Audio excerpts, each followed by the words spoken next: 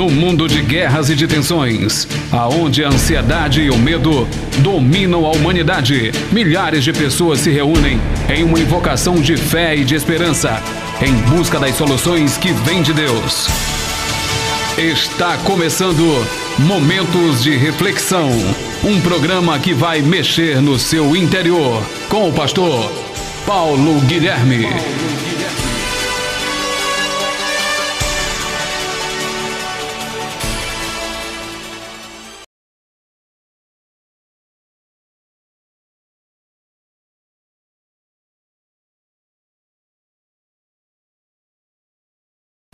Se você tem uma Bíblia, abra a Bíblia no livro de Provérbios, no capítulo 26, do versículo 20 e 21.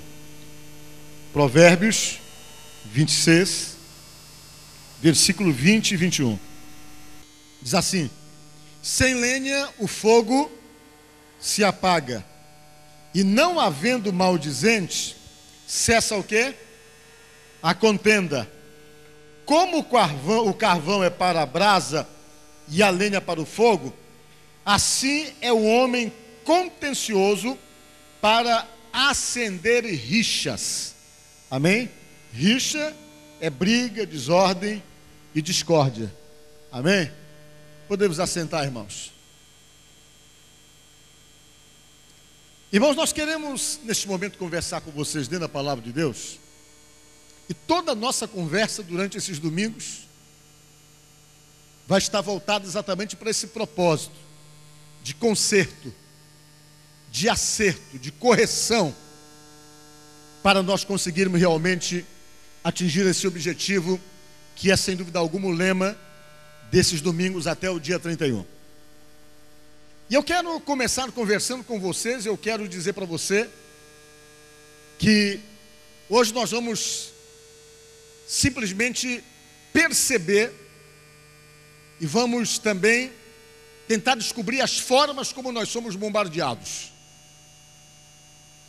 Você sabe que quando você tem no coração o objetivo de ver a tua casa, a tua família abençoada, não pense você que esse objetivo vai ser um objetivo que você vai atingir sem nenhuma dificuldade, sem nenhuma resistência, porque não é assim. Sempre que você pretende ou deseja alcançar benefícios de Deus para a sua própria vida, você automaticamente entra num processo de luta, num processo de batalha, num processo de guerra espiritual, que começa automaticamente também a se opor tudo aquilo que você colocou no seu coração como objetivo. O inimigo de nossas vidas começa a trabalhar, o inimigo de nossas vidas começa também a se articular para tentar descobrir formas e meios para não deixar você prosseguir dentro do seu objetivo, dentro do seu interesse. E a forma então que ele encontra de trabalhar são as formas mais sutis que você possa imaginar. A maneira então que ele age muitas vezes é quase que imperceptível a todos nós, e nós não percebemos a maneira como ele age, a maneira como ele se apresenta e a maneira como ele tenta simplesmente abortar todo e qualquer projeto que esteja no seu coração, que seja bom para você, que seja bom para a sua família. Ele então começa a trabalhar de uma forma muito sutil, para que você não consiga chegar onde você quer, e para que você simplesmente aborte esse pensamento, esse projeto de tentar chegar aonde está querendo chegar.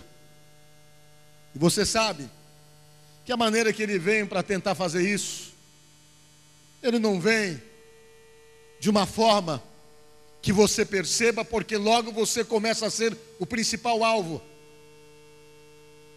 Você começa a perceber que sempre que você tenta atingir um objetivo, você encontra resistências, você encontra dificuldades, principalmente se esses objetivos são espirituais.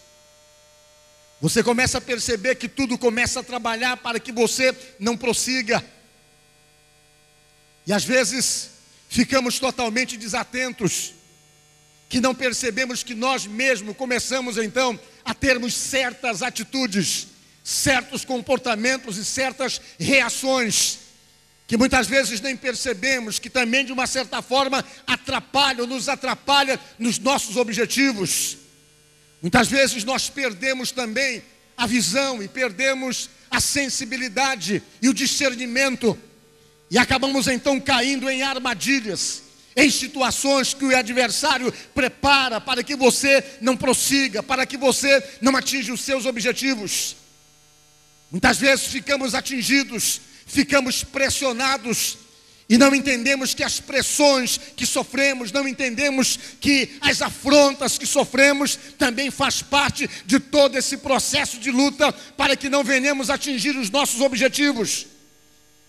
E o certo então é que o inimigo trabalha de todas as formas e tenta simplesmente não mostrar a cara, tenta simplesmente convencer você que não é uma ação dele, que ele não está agindo, que ele não está tendo influência na situação que te impede, que te atrapalha e que tenta limitar você em procurar também impedir você de atingir os seus objetivos.